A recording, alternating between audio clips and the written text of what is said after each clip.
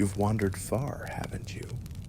Through thick woods where branches reach like fingers, through fog that swallows sound, over quiet hills and into glades where even the birds hold their breath, until the path, winding and wordless, brought you here. Sit now.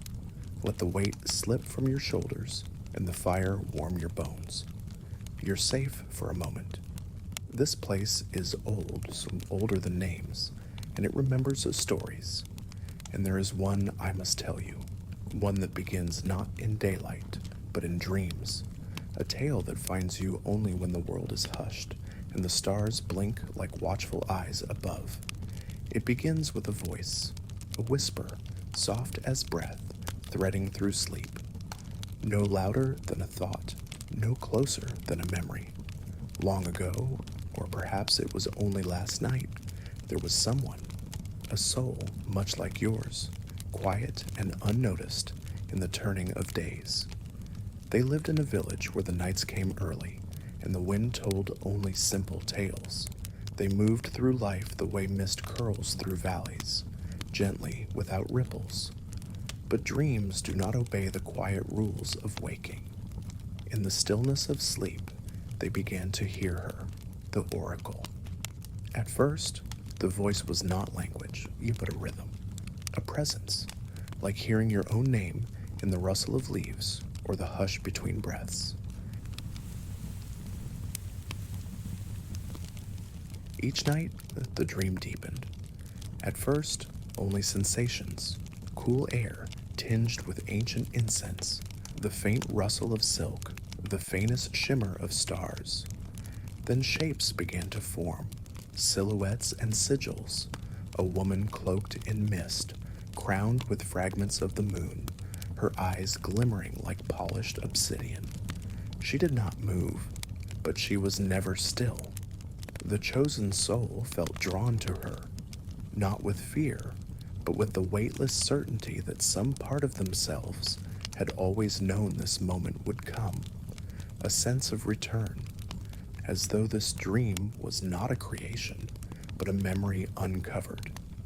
They awoke with strange words echoing in their chest, names they had never heard, places they had never been, yet each syllable felt carved into the marrow of their being. They carried the sounds like charms in their pocket, though they did not understand them. The world in waking began to shift, colors too vivid, shadows too long. They'd catch glimpses of shapes just out of view, reflections in puddles that didn't match, leaves moving against the wind. Time didn't quite behave anymore. Seconds stretched or skipped. Animals stared longer. The air shimmered faintly around mirrors and windows. Still, no one else seemed to notice. Their days moved like normal. Chores, conversations, meals taken in the familiar hush of routine.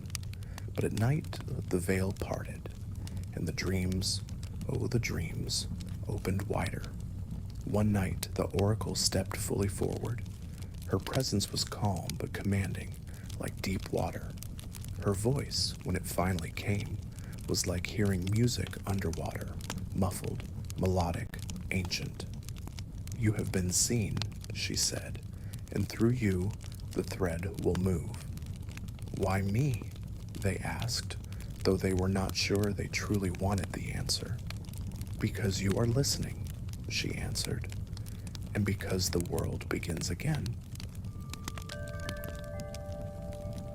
From that night on, they no longer resisted the sleep. They welcomed it, even sought it, not as escape, but as return. The dreams grew in detail, floating citadels veiled in ivy, lakes with no bottom, staircases coiled through stars. Time itself unraveled in the dreaming, and they walked it like a road.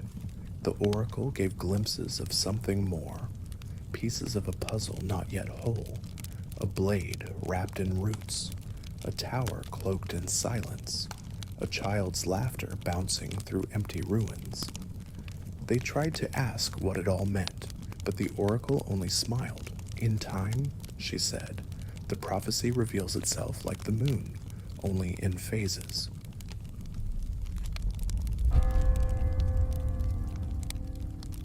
Still, fragments remained upon waking. Scents clung to their pillow. Lavender, ash, myrrh, symbols burned faintly in their vision, then vanished. The dreams no longer ended. They bled into the day, like ink into water. One morning, the chosen soul woke with something clenched in their hand. A pendant, crystal, cold and pulsing faintly, with a rhythm not their own. Where it came from, they did not know, but it hummed when held near their chest.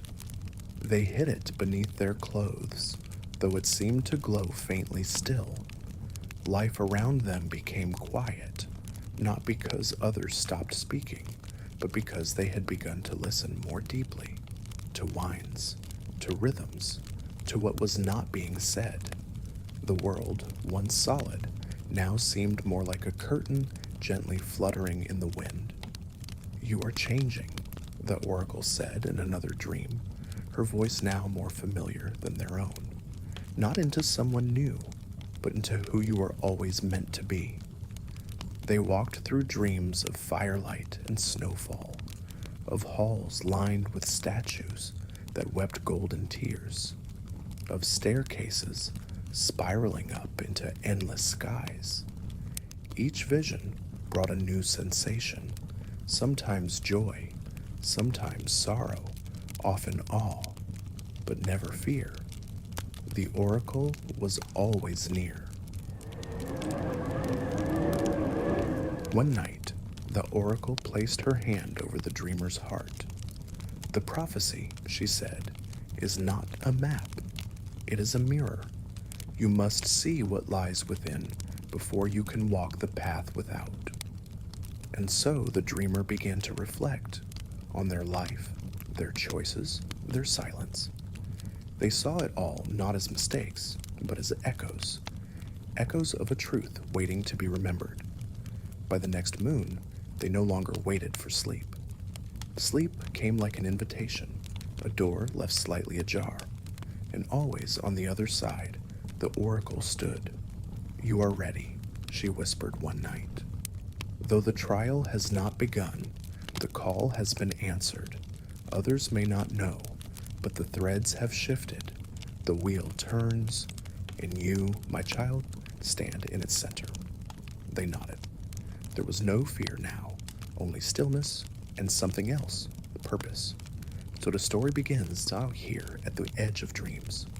A whisper becomes a voice becomes a path, and a path becomes destiny.